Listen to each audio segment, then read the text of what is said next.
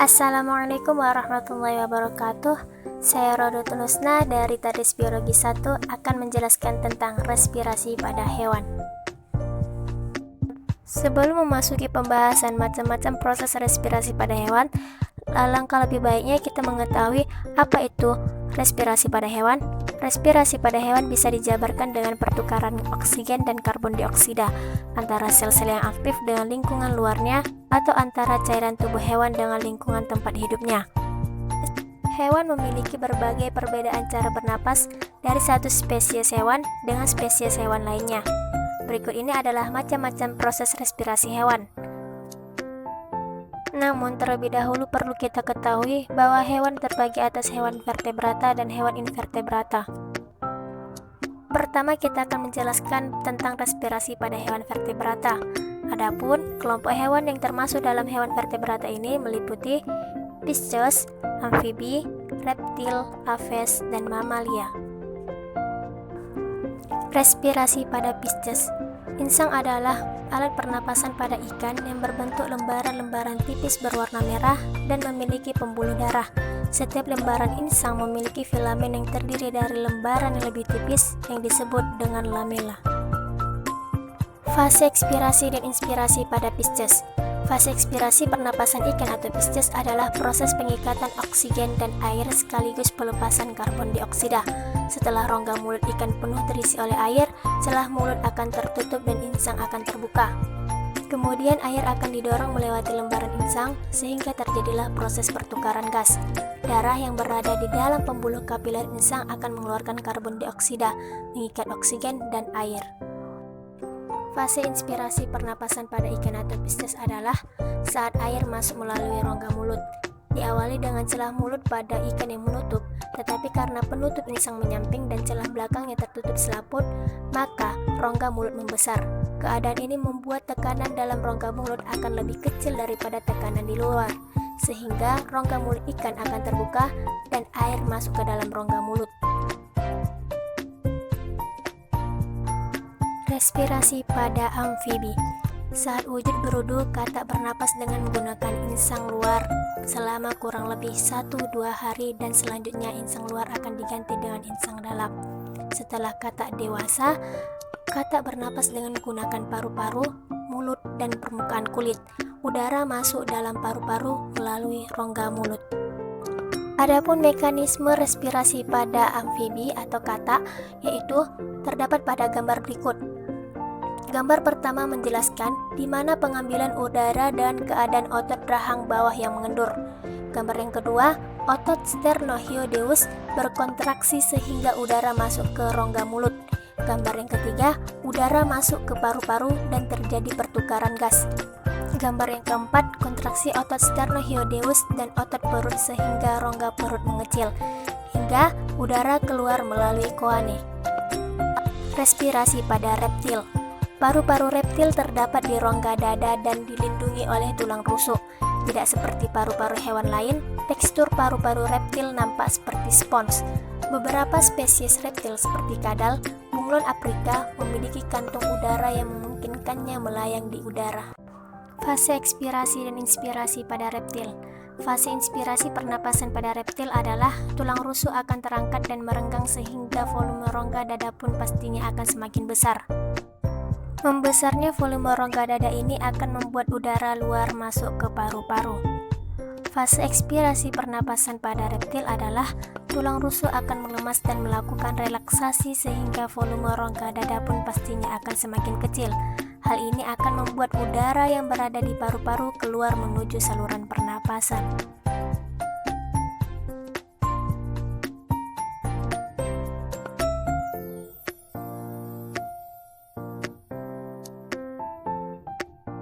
Respirasi pada aves. Umumnya, burung yang dapat terbang memiliki alat bantu pernapasan yang berupa pundi-pundi udara. Fungsi dari pundi-pundi udara adalah untuk membantu pernapasan pada saat terbang, mengatur berat jenis tubuh, dan memperkeras suara yang dihasilkan oleh sirine. Pada saat aves sedang terbang, maka proses pengambilan oksigen melalui hidung tentu saja akan terhambat, karena selama terbang terjadi kontraksi pada otot dada yang menyebabkan udara akan sulit masuk ke dalam paru-paru.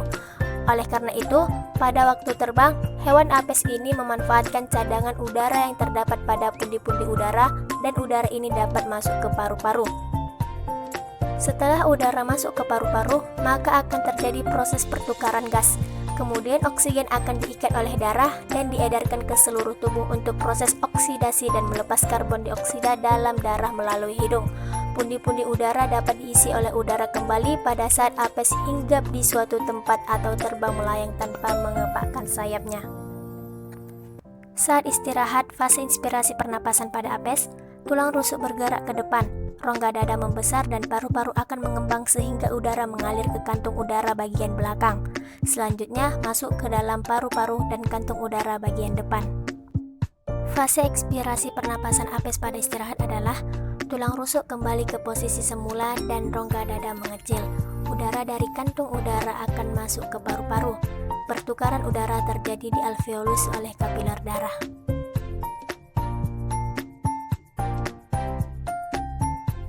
Respirasi pada mamalia. Proses sistem pernapasan mamalia secara umum sama persis dengan sistem respirasi dari manusia.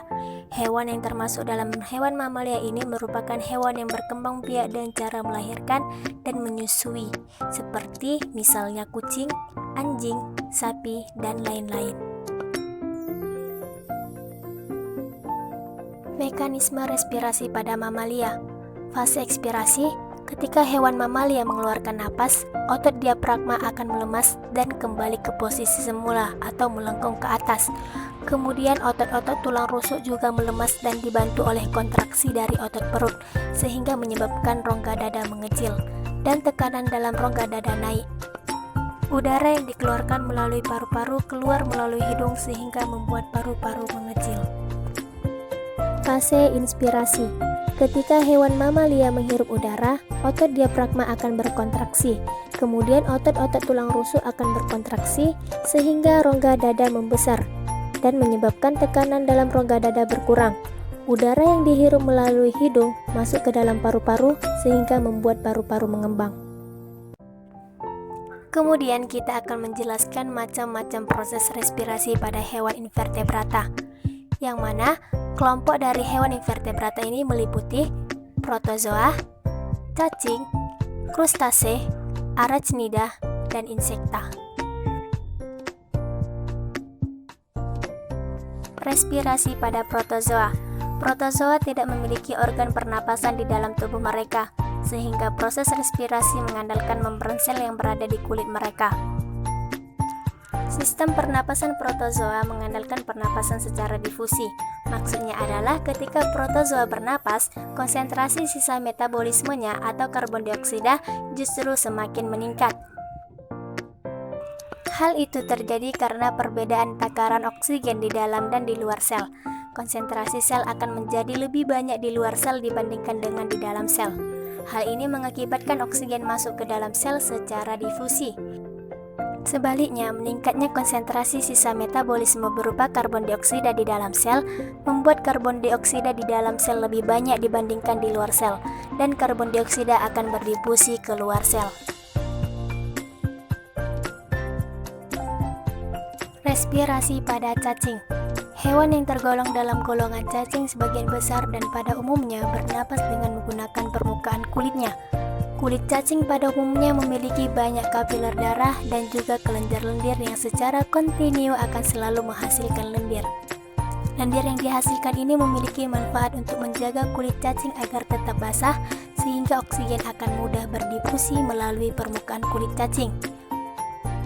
Oksigen yang masuk ke dalam tubuh cacing melalui proses difusi ini akan berikatan dengan hemoglobin di dalam plasma darah sehingga membentuk oksihemoglobin yang kemudian siap diedarkan ke seluruh tubuh melalui pembuluh darah.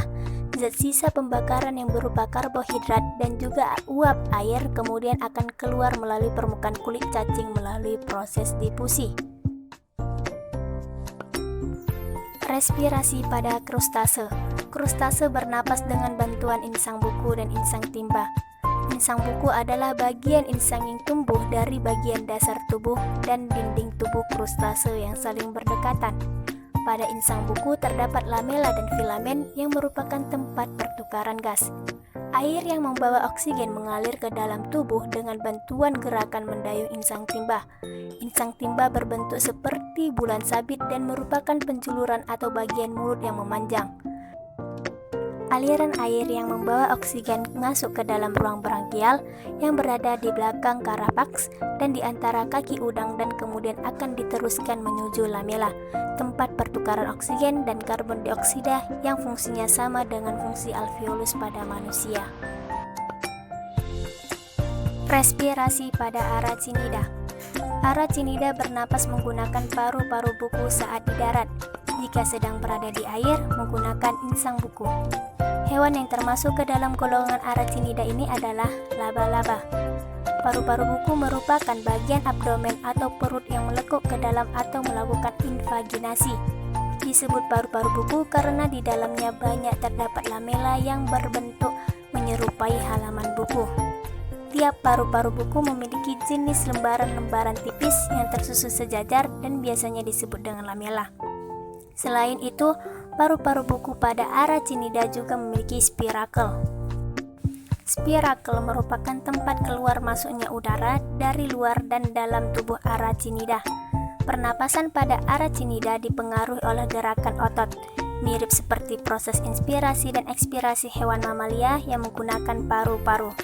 Hal itu disebabkan sistem pernapasan dengan menggunakan paru-paru buku dan juga insang buku, prosesnya sama dengan proses pernapasan pada mamalia, karena memang paru-paru buku dan insang buku memiliki fungsi yang identik dengan paru-paru. Yang terakhir, respirasi pada insekta. Secara umum, sistem pernapasan pada insekta terbagi menjadi 3 fase, yaitu fase inspirasi, fase pertukaran gas, dan fase ekspirasi. Fase inspirasi ini biasanya memakan waktu 1/4 detik pada saat spirakel membuka. Di fase ini, otot pada kerangka luar suatu serangga akan mengendur dan tubuhnya mengembang, sehingga udara luar dapat masuk melalui spirakel menuju trakeol sampai ke sel-sel tubuh. Di dalam trakeol akan terjadi proses pertukaran gas dengan sel-sel tubuh, di mana oksigen akan berdifusi dari spirakel ke sel-sel tubuh dan karbon dioksida akan berdifusi dari sel-sel tubuh ke spirakel. Pada fase ekspirasi, otot kerangka luar serangga akan berkontraksi, sehingga karbon dioksida akan menuju ke trakea dan akan keluar melalui spirakel. Demikianlah penjelasan saya tentang respirasi pada hewan.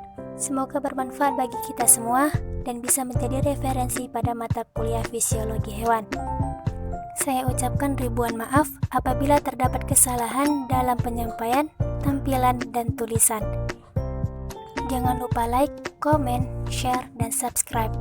Jazakallahu khairan. Wassalamualaikum warahmatullahi wabarakatuh.